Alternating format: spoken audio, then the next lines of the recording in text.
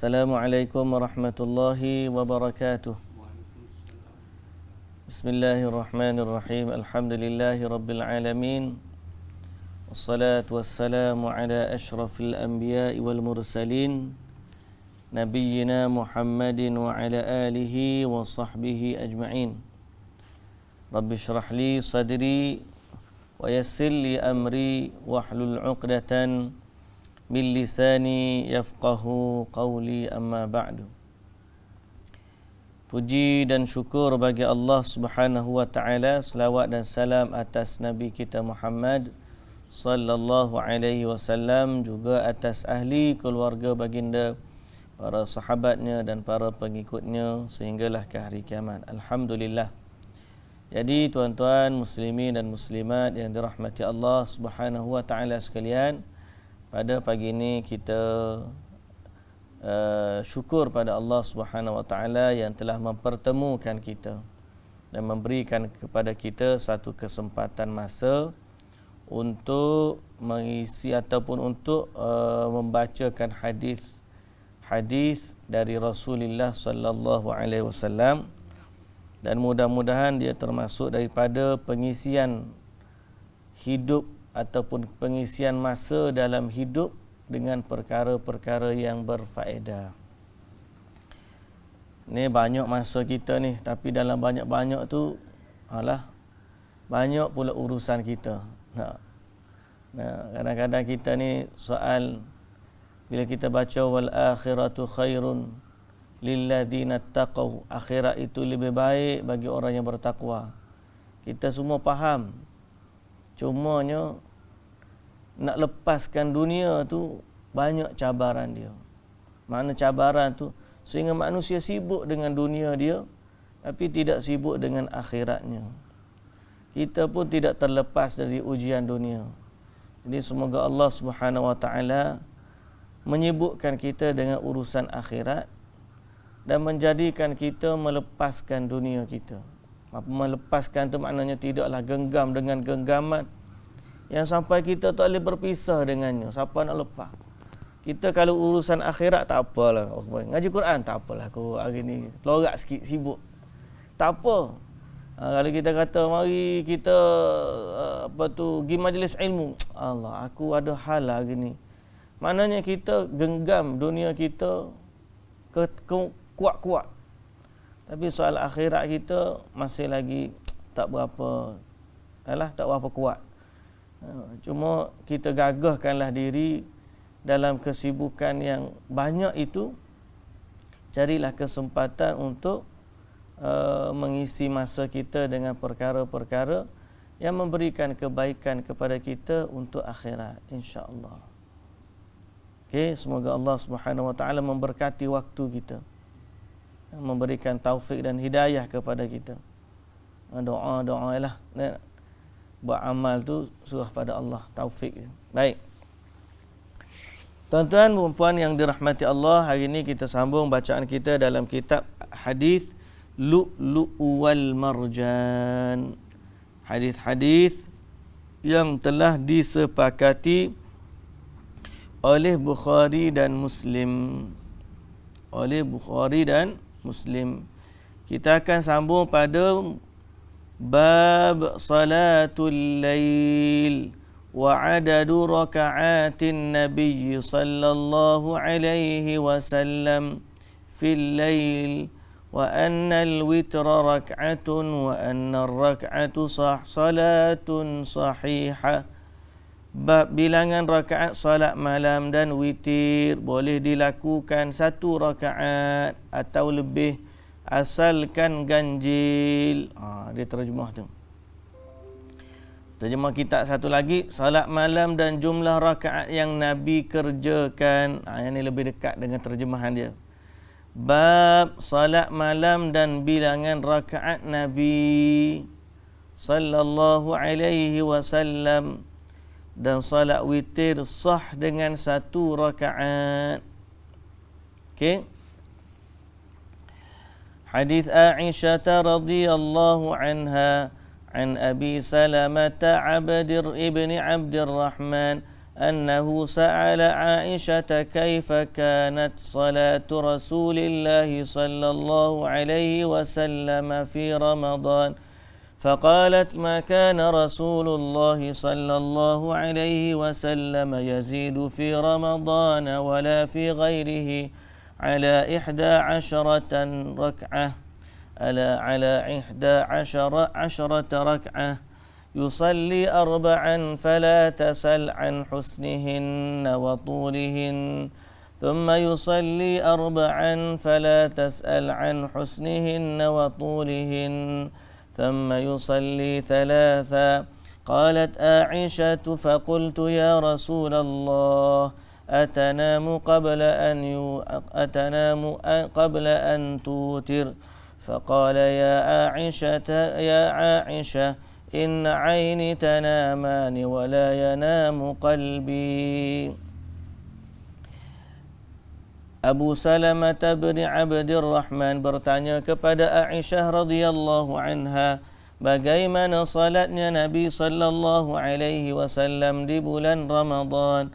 Aisyah radhiyallahu anha menjawab, Rasulullah sallallahu alaihi wasallam tidak pernah salat pada bulan Ramadan atau lainnya melebihi 11 rakaat.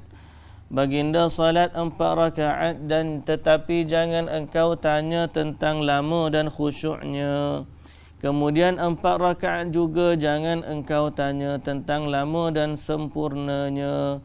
Kemudian 3 rakaat.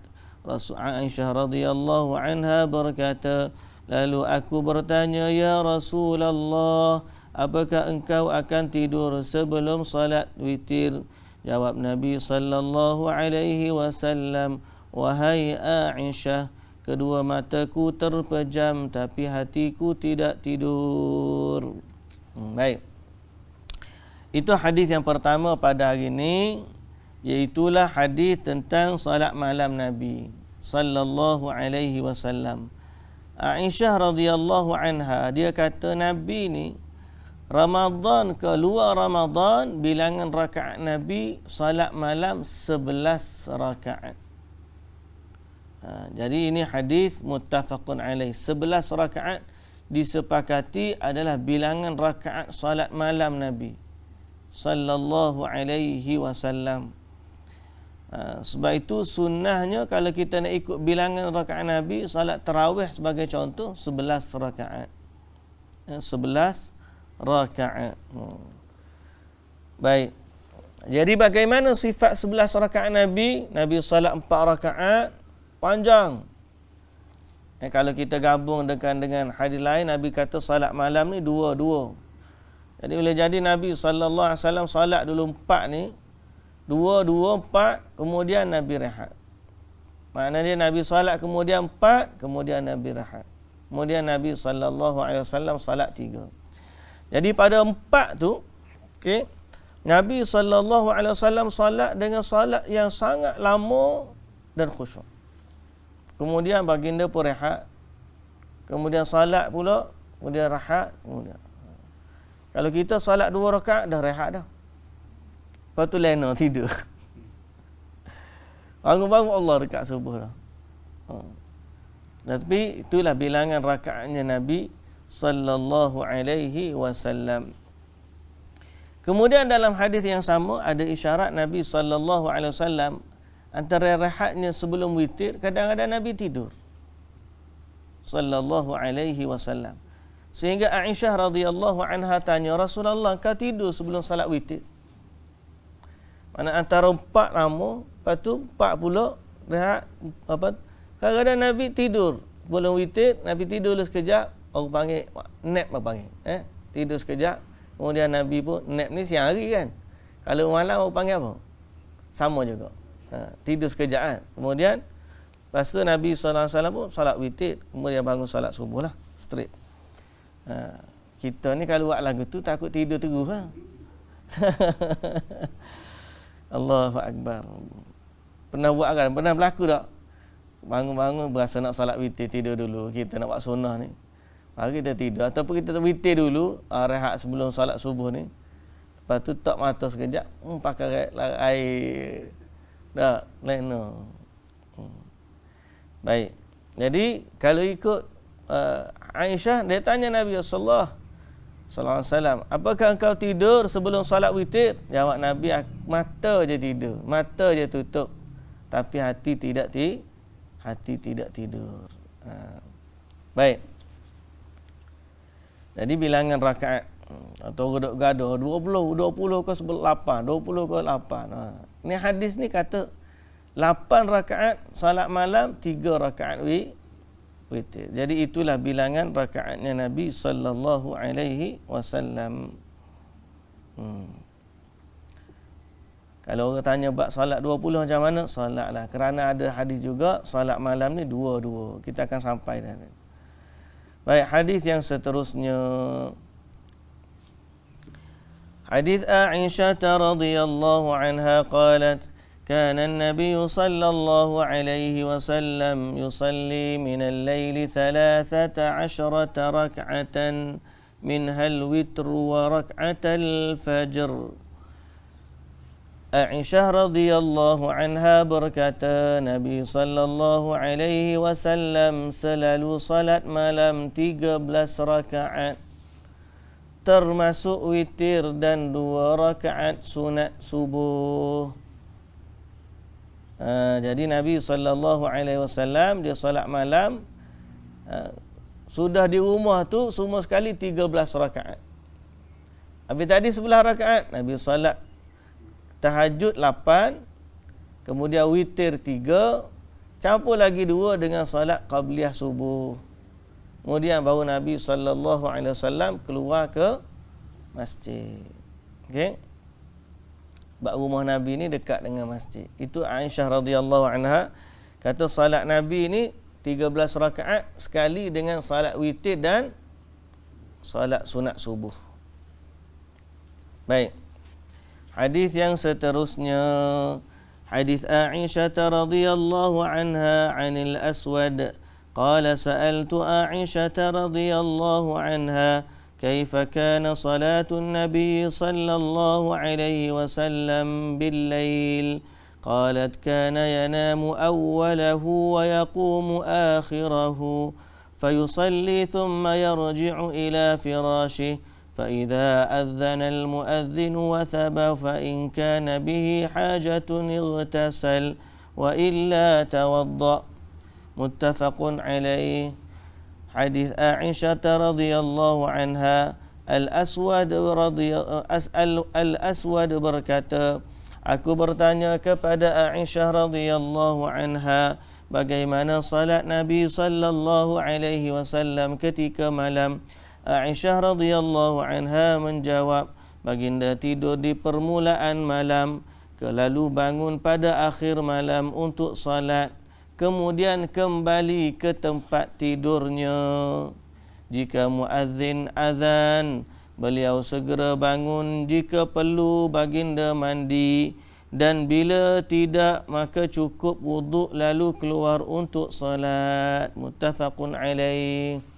Jadi hadis yang ketiga ni cerita Aisyah kata Nabi tidur di awal malam, kemudian bangun di pertengahan malam, bangun di sepertiga akhir malam lah, bangun di akhir malam.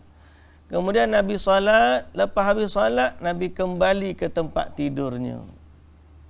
Nabi kembali ke tidurnya sehinggalah muazzin pun azan. Bila muazzin azan, baginda bangun. Kalau waktu bangun tu, kalau perlu mandi, Nabi mandi dulu. Kalau tidak perlu mandi, maka Nabi SAW berwuduk dan keluar daripada rumahnya. Okey. Jadi Nabi SAW waktu qiyam dia adalah waktu sepertiga akhir malam, di akhir malam, dan ada waktu Nabi rehat sebelum daripada salat subuh. Jadi sebab tu kadang-kadang ada kata saya bangun awal dah ustaz, tapi kat lepas tu subuh jadi ngantuk. Jadi ngantuk kadang-kadang. Kita kata rehat dululah sekejap, sebab Nabi pun rehat sekejap. Cuma kena tengoklah. Macam saya sebut tadilah, kadang-kadang kita ni lemah. Berasa nak buat sunnah ni, Nabi tidur lepas daripada tahajud kejap, kita pun baring. Letak. Letak tu kak pakai habis ya. Habis. Jadi kena tengok keadaan lah. Jangan hampa tidur terlena. Kalau boleh letak alam ke apa semua tu, bolehlah kita. Kalau takut tak payah tidur. Takut tak bangun, tak payah tidur lah. Baik. Hadis yang seterusnya, hadis Aisyah radhiyallahu anha an Masruq qala sa'altu Aisyah radhiyallahu anha ayyul amali kana ahabba ila an-nabiy sallallahu alaihi wasallam qalat ad-daim qultu mata kana yaqum qalat kana yaqumu ila idza sami'a as-sarikh muttafaqun alaih. Masruq berkata, aku bertanya kepada Aisyah radhiyallahu anha, amal perbuatan apakah yang lebih disukai oleh Nabi sallallahu alaihi wasallam? Aisyah radhiyallahu anha menjawab, amal yang continue dikerjakan, yakni berterusan. Dia translate kita continue. Dalam buku kita apa, tengok buku kita. Ditekuni, amal yang ditekuni. Amal yang ditekuni. Bahasa dalam terjemahan PDF kita ni continue. Tulis continue. Amal yang senantiasa dikerjakan, amal yang berterusan dikerjakan. Lalu ditanya, bila beliau bangun dari tidur? Aisyah radhiyallahu anha menjawab, jika mendengar kokok ayam atau azannya muazzin. Dia tulis atau azannya muazzin. Tambah ni azannya muazzin. Dalam tu kita sami'a sarikh, bunyi kokok ayam. Ada. Ada. Anjing pun ada di Madinah tu. Baik, jadi itu waktunya Nabi sallallahu alaihi wasallam bangun malam. Ayam ni bunyi waktu bila ayam? 3 lebih. Pukul 4 lebih. 4 kita, 4 dah bunyi dah. Setengah-setengah tu dia bunyi di telefon ayam. Kok bunyi tapi di telefon. Tak bangun-bangun tuan dia. Bunyi anjing dalam alam. Tu dia sahur azan ni, maknanya dia bunyi sebelum azan. Bunyi waktu subuh tu Nabi sallallahu alaihi wasallam suruh kita doa bila bunyi kokok ayam, kerana dia melihat para malaikat. Okey. Kalau ayam bunyi bila azan ayam pun senyap.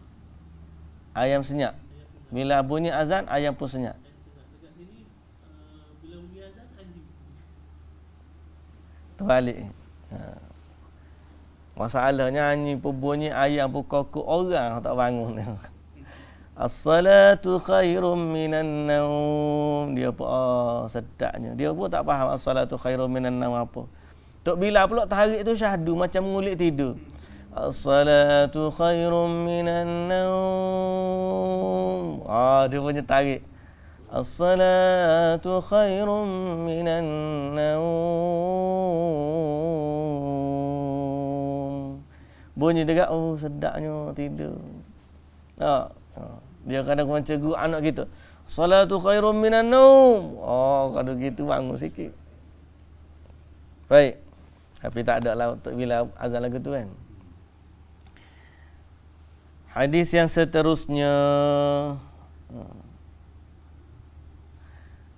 Hadis Aisyah radhiyallahu anha qalat, ma alfahu indi illa na'iman ta'ni Nabiy sallallahu alaihi wasallam. Aisyah radhiyallahu anha berkata, aku tidak mendapatinya pada waktu sahur kecuali sedang tidur. Okey. Maksud Aisyah radhiyallahu anha adalah Nabi sallallahu alaihi wasallam. Jadi Nabi ni macam tadi, dia punya sifat bangun malam bangun tidur awal malam, kemudian bangun, kemudian solat dan rehat balik, kemudian solat subuh. Saya ada baca satu artikel dalam Facebook. Pasal ustaz ni kuat main Facebook, waktu dia live kat Facebook. Nah, dalam Facebook ni ada satu artikel, dia kata ada kajian dia buat, sewaktu tidur paling baik adalah di awal malam, antara pukul 9 sampai 12 malam. Tu waktu tidur paling baik, paling berkualiti. Sebab tu para sahabat kan, isyak tu macam ni. Sehingga Nabi SAW pernah mengakhirkan solat isyak sekali. Nabi kata, kalaulah tidak memberatkan umatku, nescaya inilah waktu aku solat isyak. Maknanya Nabi melewatkan solat isyak. Sebab berat apa? Sebab sahabat-sahabat ngantuk belaka dah waktu isyak tu. Kalau kita kata pukul isyak kita 8.30, 8.30 sahabat duk gini dah mata. Kita 8.30 tengah celak lagi. Bila ke tidur? Tidur ke 12. Kita lah tu. Nah, Abang Fadil dia tidur awal, tak apa. Kadang-kadang ada setengah-setengah tu duk kedai mamak sampai pukul 2 pagi. Nah. Lepas tu baru tidur. Dia sangka tidur paling baik adalah tengah malam, pukul 12 sampai pukul 5. Dia sangka gitu. Mak Saleh pula buat kajian. Tidur ni kena paling-paling 8 jam. 8 jam. Kalau letak bangun pukul 6, 8 jam. Mana tidur pukul 10, bangun pukul 6. 8 jam. Tidur mesti cukup. Kita pergi cek darah, dia kata tidur cukup 5 jam. Kalau tak cukup, tak boleh derma darah. Tapi dia kata dekat kajian Facebook tu lah. Kajian siapa pun lupa dia tulis. Dia kata tidur yang sebenar, dia tidur yang berkualiti. Walaupun tak lama, tapi berkualiti. Yang paling baik ialah tidur selepas isyak. Pukul 9 sampai pukul, kalau kita kata nak ambil 6 jam, sampai pukul 3. Ataupun 5 jam, pukul 2. Okey dah tu sebenarnya. Itu adalah waktu tidur yang ideal. Lepas tu bangun. Bangun, lepas tu rehat balik, kemudian salat subuh. Tapi tak jadi lagu tu lah. Tahu tak? Anak kita pun tak tidur masa tu. Tak, gugang, tidur lewat juga. Baik, jadi kalau ikut waktu, sebaiknya kita tidak awal. Sebab tu Nabi SAW kata Aisyah dalam hadis ni, waktu sahur, Nabi dia kata, aku tidak dapati Nabi waktu sahur kecuali Nabi tidur. Maknanya kebanyakan waktunya Nabi ambil rehat. Waktu sahur tu adalah waktu Nabi rehat. Kita dah penat solat malam ni, rehat sekejap, kemudian untuk solat subuh. Kalau kita non-stop memang ngantuk. Tapi Nabi ni dia rehat macam tu.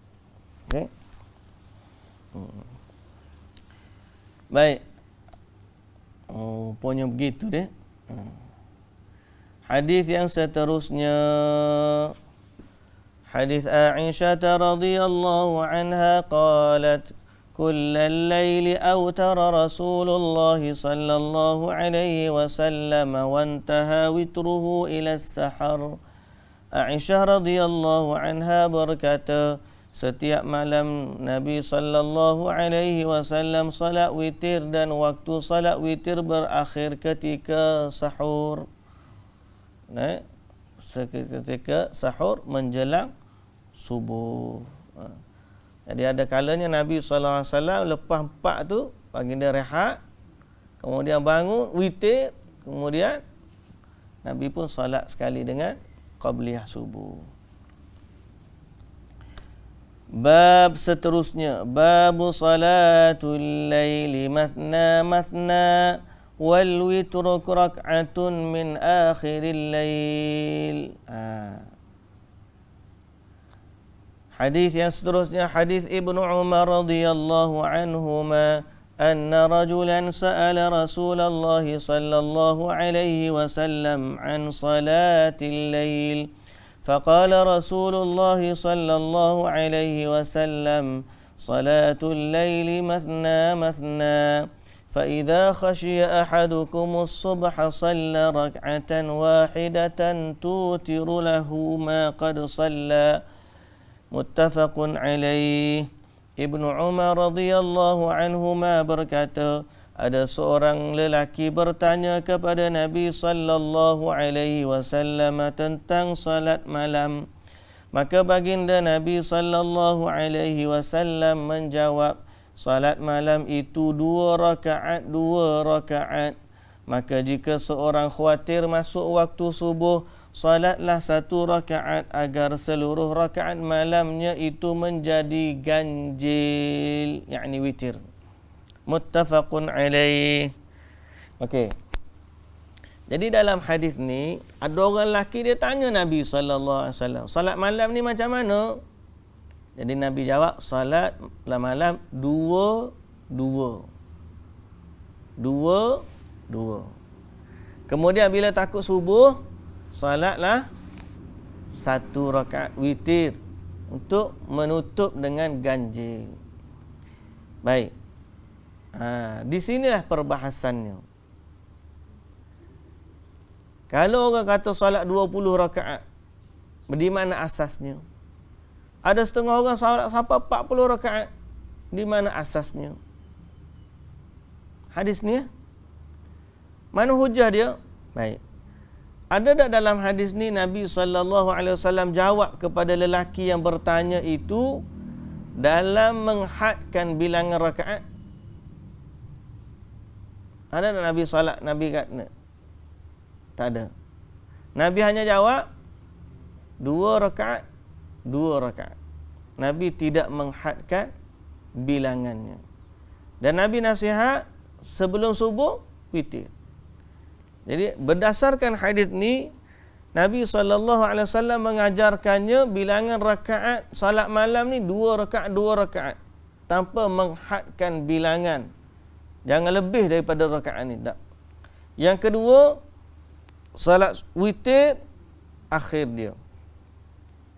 Jadi berdasarkan hadis ni, sebahagian ulama ataupun orang yang mengambil pendekatan boleh salat malam ni bilangan rakaatnya lebih daripada 8. Lebih daripada 8. Berapa nak lebih? Pulang. Okey? Kerana hadis ini adalah hadis qauli, makna Nabi yang sebut. Sedang kalau kita tengok hadis sebelum ni, semuanya hadis penceritaan. Aisyah cerita. Betul tak? Semua hadis tadi Aisyah cerita Nabi salat malam 11 rakaat. Aisyah cerita Nabi salat malam 13 rakaat termasuk 2 rakaat qabliyah subuh. Aisyah cerita Nabi SAW tidur awal, kemudian bangun, kemudian waktu sahur dia tidur balik. Aisyah cerita, semua cerita Aisyah radhiyallahu anha. Tapi hadis Ibnu Umar, orang lelaki tanya Nabi dan Nabi jawab. Nabi jawab, salat malam 2. Jadi berdasarkan perkataan Nabi SAW, sifat salat malam 2. Berdasarkan perbuatan Nabi, salat malam 4 rakaat, kemudian 3, maknanya 11 rakaat. Jadi kalaulah kita kata seorang tu nak salat malam, nak ikut bilangan rakaat Nabi, itu baik. Lebih afdal sebab dia salat ikut bilangan rakaat Nabi sallallahu alaihi wasallam. Kemudian kalau orang nak salat malam ikut 2 rakaat tanpa had, itu juga menepati perkataan Nabi sallallahu alaihi wasallam. Cumanya ada aspek lain yang perlu kita tengok. Apa nak aspek lain? Nabi salat 8 rakaat, bacanya panjang, khusyuk. Jadi Nabi ni tidaklah kata turun naik, bacaan panjang. Orang kita pula bila baca pendek, maka dia pun bimbang, cepat sangat solat habis. Lalu dia solat 20 rakaat. Sampai solat tu banyak, kira-kira waktu sama bilangan dengan waktu rakaatnya atau solat malamnya Nabi sallallahu alaihi wasallam. Yang hak pelik lagi apa dia? Dia pergi solat 20 hak baca pendek, tapi dia ambil 8 je. Dia kata sunnah. Sebenarnya dia nak pendek. Betul tak? Dia kata semaya 8 habis belaka. Apa ni semaya Nabi semaya 8 je. Nabi semaya 8 tengok siap pukul berapa. Dia semaya 20 siap pukul 10. Hak 8 9.30 siap dah. Start solat 9.10 20 minit. Hak paling cepat siap lah, itulah dia nak. Jadi tidak memenuhi maksud solat malam. Sedangkan solat malam ni adalah untuk kita bermunajat, mendekatkan diri kepada Allah Subhanahu wa ta'ala. Baik, jadi kita ra'ilah. Kalau tak mampu solat 2 rakaat, tak apa. Ada sebahagiannya solat 2 rakaat je. Allahu Akbar, baca 1 rakaat 1 juzuk. 2 rakaat 2 juzuk. Lepas tu cukup tu. Ada, tak ada masalah. Tapi lamalah solat dia, 1 jam solat dia, 2 rakaatnya. Pasal dia sambil-sambil tu dia buat murajaah ataupun dia baca Quran. Dia solat lah. Tak kisah, Nabi SAW kata solat malam ni 2 rakaat. 2 rakaat. Okey. Ada beberapa benda yang kita kena ra'ikan dalam solat ni. Pertama, berdiri yang lama. Kemudian rukuk dan sujud juga lama. Seterusnya kita juga nak memperbanyakkan sujud.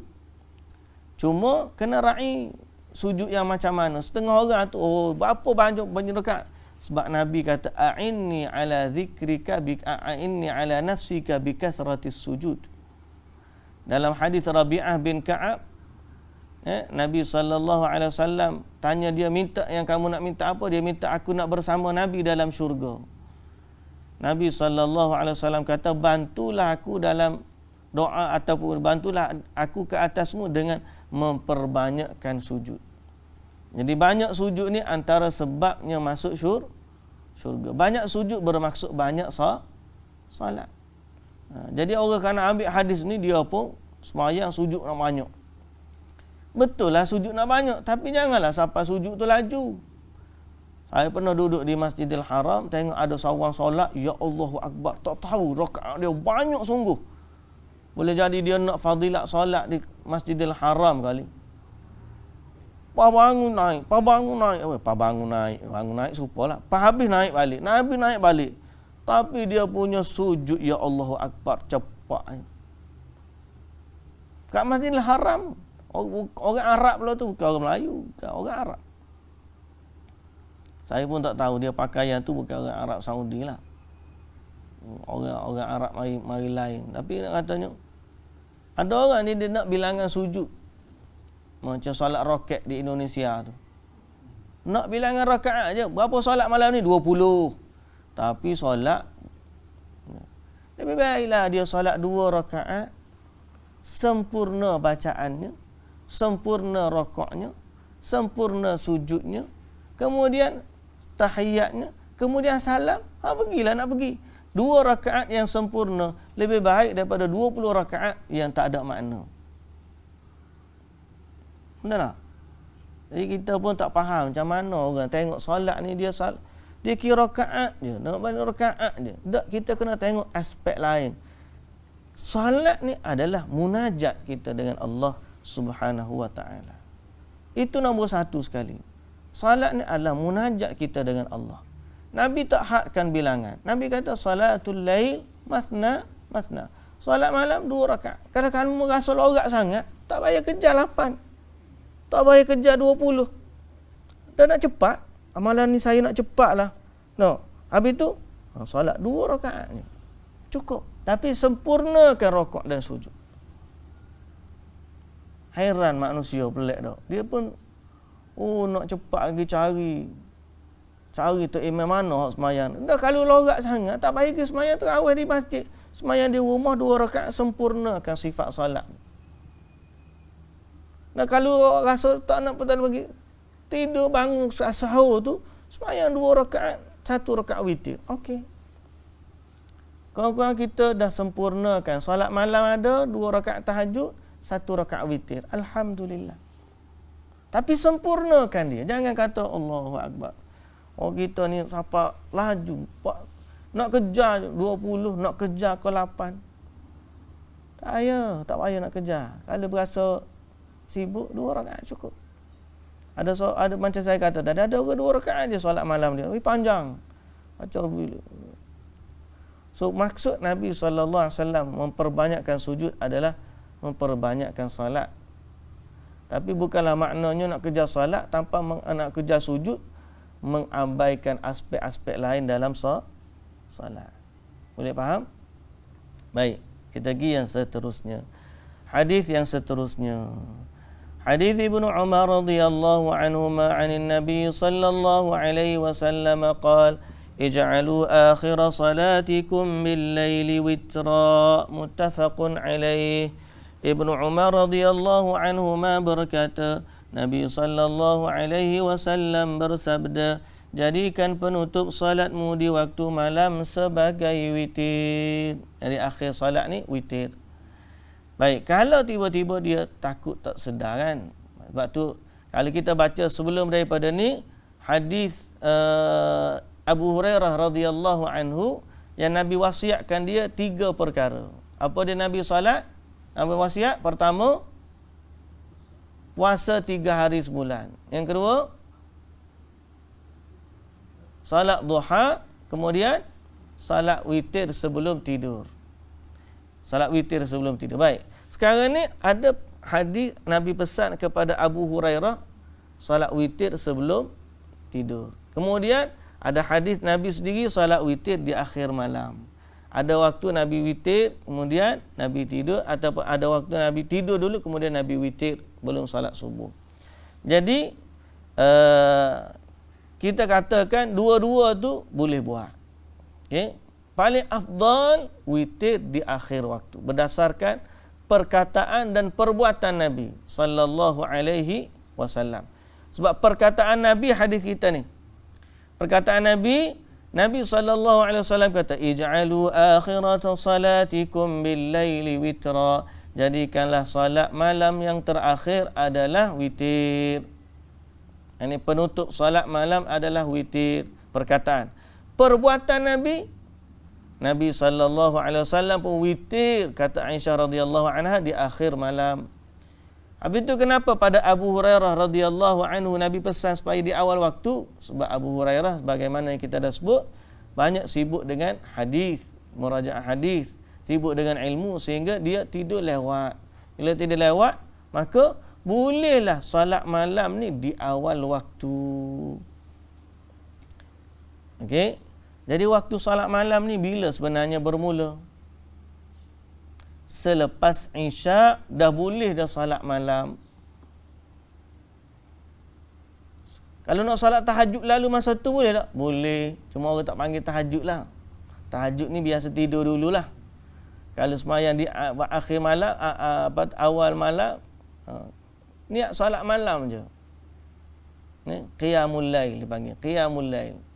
Aku solat sunat qiyamul lail. Boleh.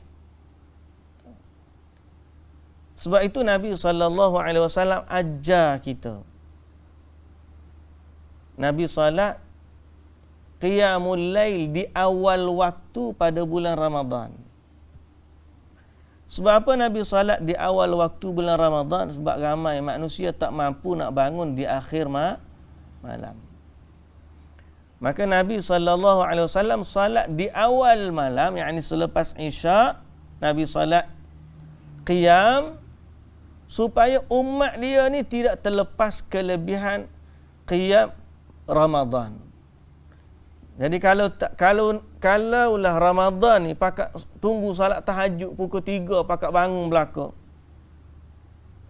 Berapa orangnya salat malam. Tapi Nabi ni kasihnya kepada umatnya, sayangnya kepada umatnya, Nabi SAW tak nak umat dia ni terlepas qiyamul lail di alam bulan Ramadan.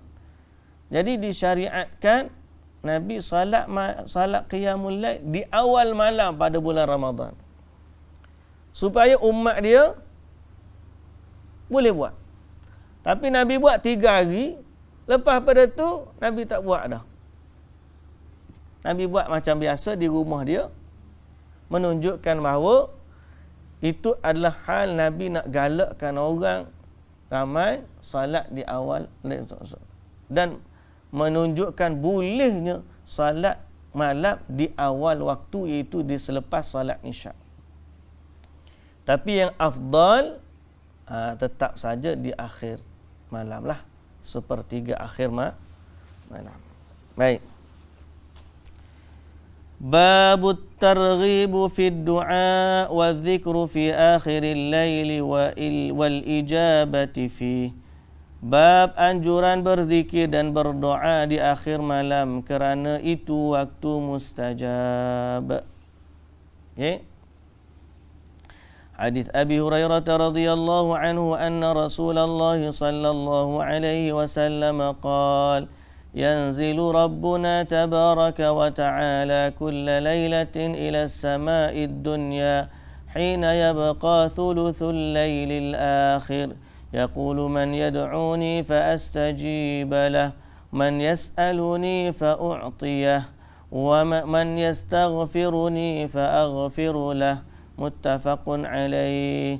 Abu Hurairah radhiyallahu anhu berkata, Rasulullah sallallahu alaihi wasallam bersabda, Allah Azza wa Jalla turun ke langit dunia pada tiap malam ketika malam tinggal sepertiga dan berseru, siapakah yang berdoa nescaya aku terima, siapa yang meminta nescaya aku beri, sesiapa yang memohon ampun nescaya aku ampuni. Muttafaqun alaih. Baik.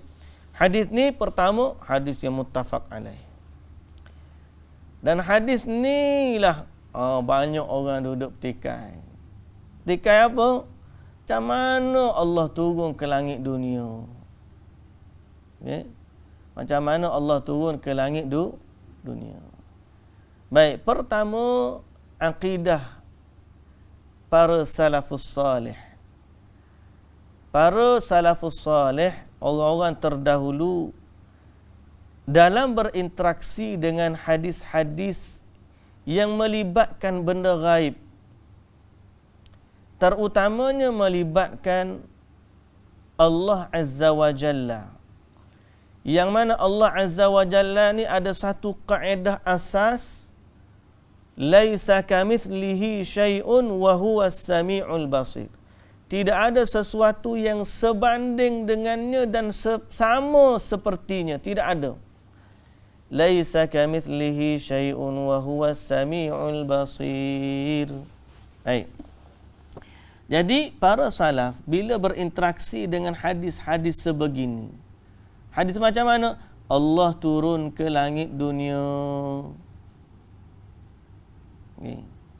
Allah turun ke langit dunia. Jadi soal dia macam mana?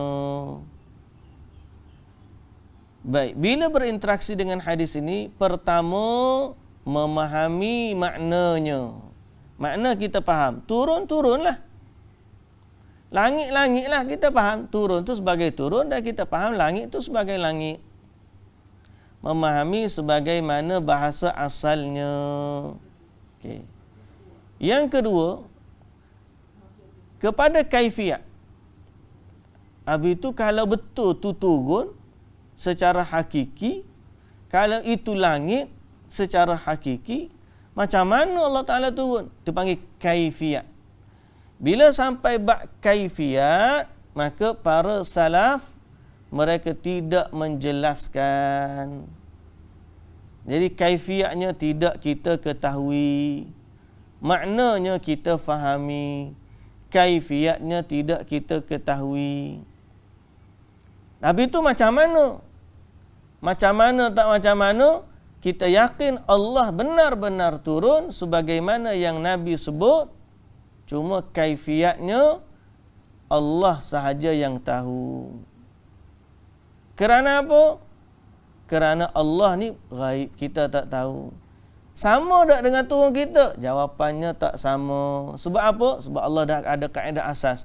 Laisa kamithlihi syai'un wa huwas samiul basir.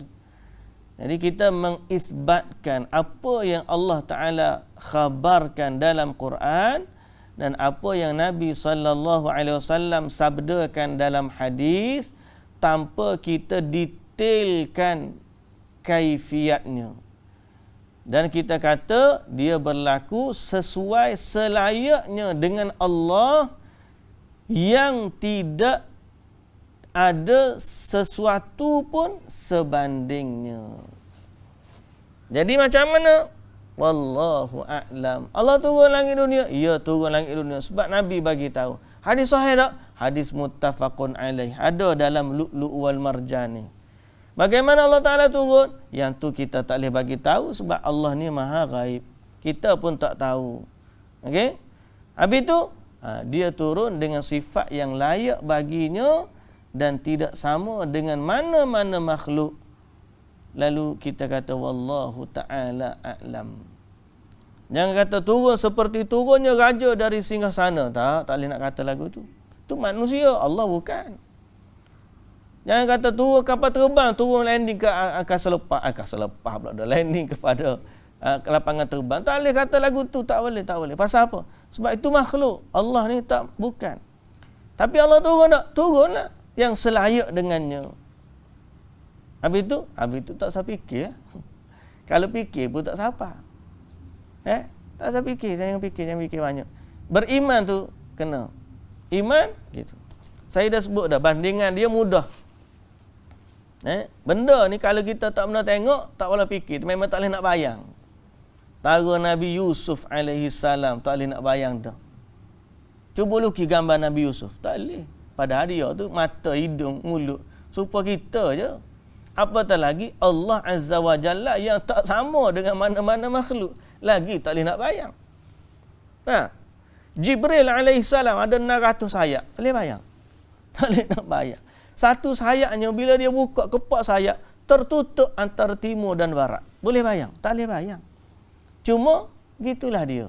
Sebagaimana khabar yang datang, kita beriman dengannya. Itu para salafus salih, imannya para sahabat begitu. Dan jangan nafi kejap-kejap bila kita tak faham kita pun tolak. Jangan. Tak faham tu lemah kita, jangan tolak nas. Nas tetap betul. Lagu-lagu mana pun nas ni tetap betul. Sebab dia nas. Dia hadis, dia Quran. Tu kita panggil nas. Datang daripada Allah, datang daripada Rasul. Wahyu. Sahih pula tu, muttafaqun alaih. Jangan tolak. Yang lemahnya kita. Kita yang tak mampu fikir. Jadi, kita lah yang kena adjust. Ni tak. Bila kita tak boleh fikir, kita adjust nas. Tak sebenarnya nas makna dia begini. Benar.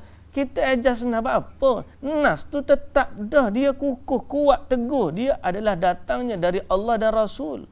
Yang lemahnya kita. Jadi kalau datang nas jangan usik. Nas adalah nas. Dia sebagaimana yang Allah Ta'ala datang. Allah Ta'ala datangkan. Dia sebagaimana yang Allah wahyukan. Tak berubah sifat dia.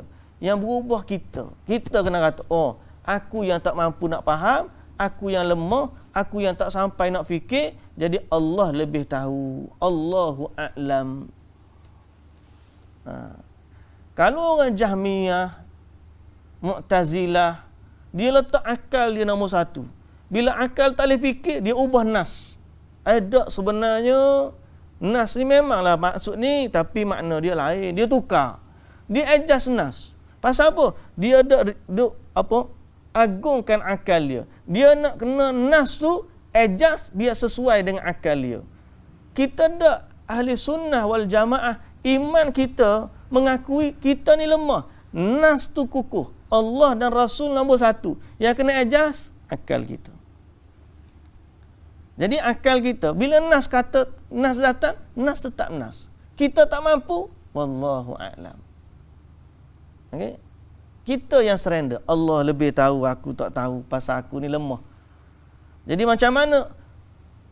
Kembali kepada hadis. Hadis ni kata Allah turun ke langit dunia pada sepertiga akhir malam. Ini nas.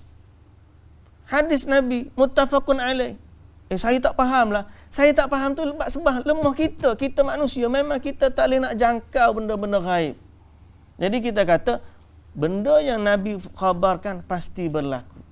Betul Allah turun langit dunia? Betul. Habis tu lagu mana? Yang lagu mana tu aku tak mampu nak fikir. Jadi serahkan kepada Allah. Kita adjust kita. Jangan tukar nak. Ada sebenarnya Allah tak turun. Allah ni gini. Oh, kita dah adjust. Pasal nak sesuai dengan akal kita. Tak boleh. Kita ni adalah makhluk yang lemah.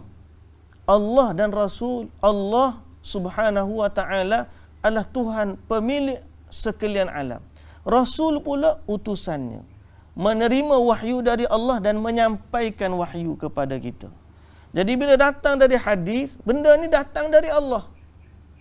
Nabi SAW bagi tahu datang dari Allah. Allah yang tawarkan pengampunan. Okey, habis cerita. Satu bab Allah turun. Realiti, ya realiti. Macam mana? Wallahu ta'ala alam. Habis tu apa yang berlaku pada masa tu? Bila Allah turun ke langit dunia dengan sifat yang layak baginya yang kita tak boleh nak fikir ni, Allah Ta'ala kata, dia berseru. Siapa yang berdoa? Mana siapa masa tu yang berdoa? Aku perkenankan doanya. Okay? Aku terima doanya. Siapa yang meminta? Aku perkenankan permohonannya. Aku bagi dia apa dia minta. Dan siapa yang mohon ampun, nescaya aku ampuni. Nescaya aku ampuni. Yang ni lebih utama. Yang ni kita betul. Hak ni kita faham. Maknanya Allah tawarkan kepada kita di sepertiga akhir malam 3 perkara utama. Pertama, doa. Yang kedua, hajat. Okay.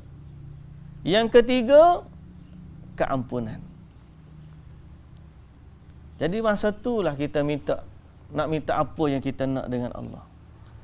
Lepas tu di sebalik kita panggil orang mari rumah kita sembahyang hajat, lebih baik kita ni cari sepertiga akhir malam, kita mengadu kepada Allah secara langsung. Apa keperluan kita? Allah tawarkan. Cari. Kita rela pergi cari manusia tengah-tengah malam, ustaz, minta tolong ustaz. Zaman dululah. Nama lah ni telefon je. Telefon WhatsApp, nak contohnya lah. Tengah-tengah malam cari. Tapi bila Allah Taala tawarkan kepada kita, kita berbahagialah orang yang menyahut seruan Allah di sepertiga akhir malam. Kadang-kadang kalau kita tak bangun sembahyang pun, kita bangun tidur, kita doa, kita istighfar, pun termasuk tak hadis ni? Hadis masuk. Lepas tu Nabi SAW kata, siapa yang bangun waktu malam, sedar, baca la ilaha illallah wahdahu la syarika la lahul mulku wa lahul hamdu wa huwa ala kulli syai'in qadir. Subhanallah walhamdulillah wa la ilaha illallah wallahu akbar. Wala haula wala quwwata illa billah. Kemudian dia istighfar. Nabi kata, Allahumma ghfirli. Kalau nak lagi dia doa. Apa yang dia nak doa, minta dengan Allah. Biar sambil tidur, lepas tu lena balik. Termasuk dalam hadis ni? Masuk. Apatah lagi kalau dia bangun daripada tidur, kemudian salat, kemudian dalam salatnya dia berdoa, beristighfar, mohon hajat. Ya. Jadi hadis ni adalah galakan untuk kita bangun dan bermunajat kepada Allah di sepertiga akhir malam. Baik. Bab seterusnya. Babut targhib fi qiyam Ramadan wa huwa at-tarawih. Hadis Abi Hurairah radhiyallahu anhu, anna Rasulullah sallallahu alaihi wasallam qala man qama ramadhana imanan wa ihtisaba ghufira lahu ma taqaddama min dhanbihi. Bab anjuran bangun untuk salat malam pada bulan Ramadan, juga dikenali dengan salat tarawih. Abu Hurairah radhiyallahu anhu berkata, Nabi sallallahu alaihi wasallam bersabda, siapa yang salat pada malam Ramadan kerana iman dan mengharapkan pahala, yakni ikhlas kerana Allah, pasti diampuni dosa-dosanya yang telah lalu.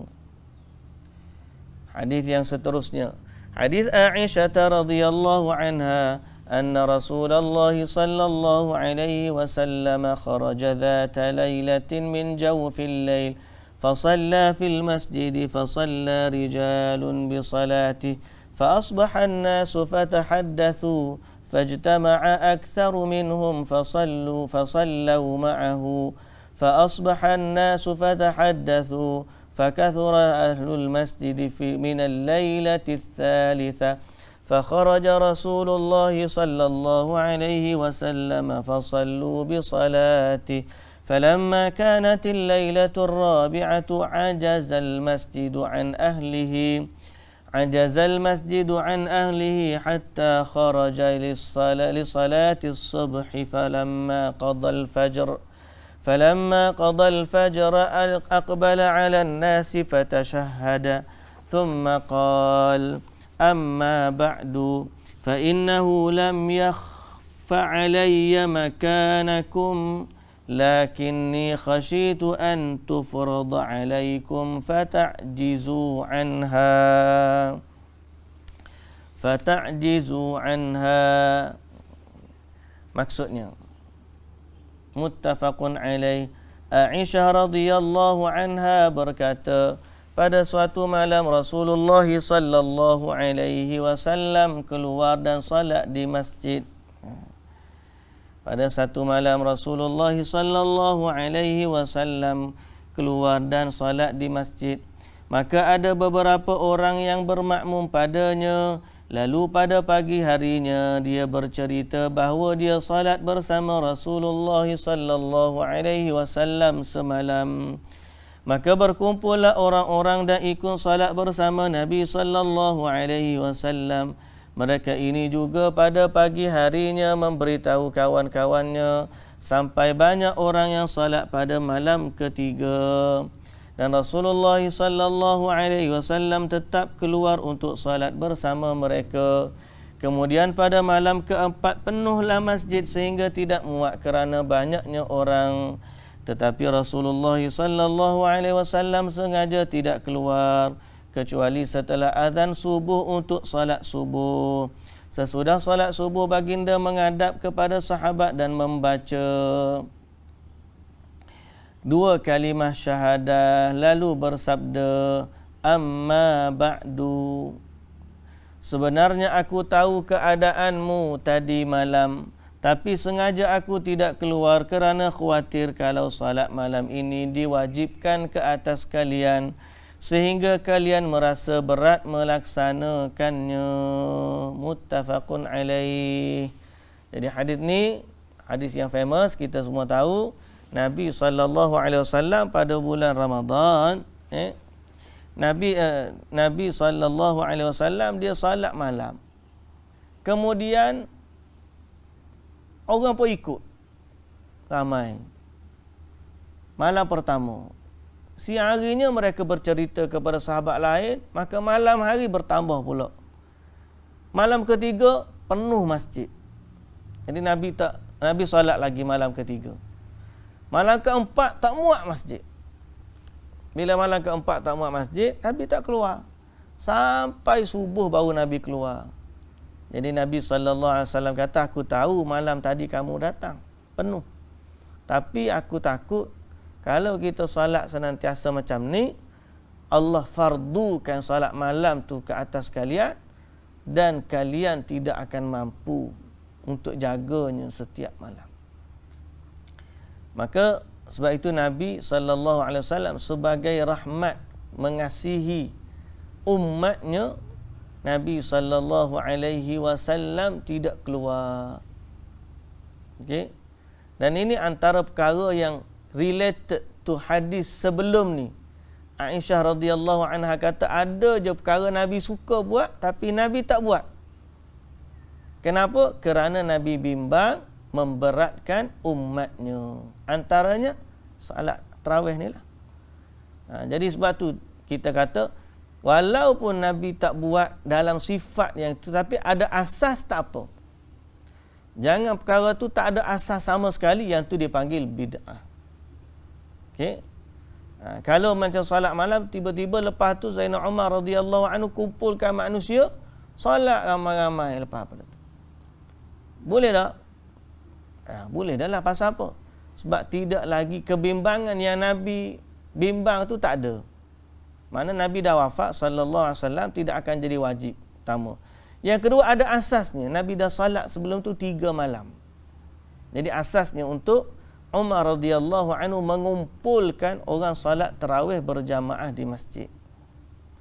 Tapi kalau tak ada asas langsung, jangan pula dia pun ambil. Kalau gitu kita salat qabliyah subuh ni kita berjamaah di masjid qabliyah subuh. Lagi afdal. Nabi tak pernah buat lagu tu, jangan duk buat. Jangan kata Nabi sebenarnya nak buat tapi Nabi bimbang jadi wajib. Tak. Nabi SAW bukan begitu sifat dia. Apa yang Nabi nak kena ajar, Nabi akan ajar. Yang Nabi bimbang berterusan, baru Nabi tinggal. Tapi mesti ada ajaran awal. Nabi tak akan biarkan umat dia ni terkontang-kanting. Yang Nabi tak ajar tu, maknanya memang Nabi tak nak. Ataupun Nabi tak nak ajarlah. Kerana apa saja yang kebaikan telah pun Nabi tunaikan amanah untuk menyampaikannya kepada umat. Okay? Jadi apa pun kembali kepada asas, kita kena tengok perbuatan Nabi sallallahu alaihi wasallam sebagai panduan kita untuk beramal. Okay? Jadi begitulah juga dalam bab salat tarawih ni. Baik, muslimin dan muslimat yang dirahmati Allah Subhanahu wa taala sekalian, habislah kita bab salat tarawih tu. Kita akan berhenti pada bab doa salat malam. Kira bawaan ini hak ni related tu bab salat malam, tapi tak ada baca. Kita baca kemudian insya-Allah. Wallahu taala alam. Subhanakallahumma wa bihamdika asyhadu an la ilaha illa anta astaghfiruka wa atubu ilaik. Sebelum tu ada soalan akan tanya saya.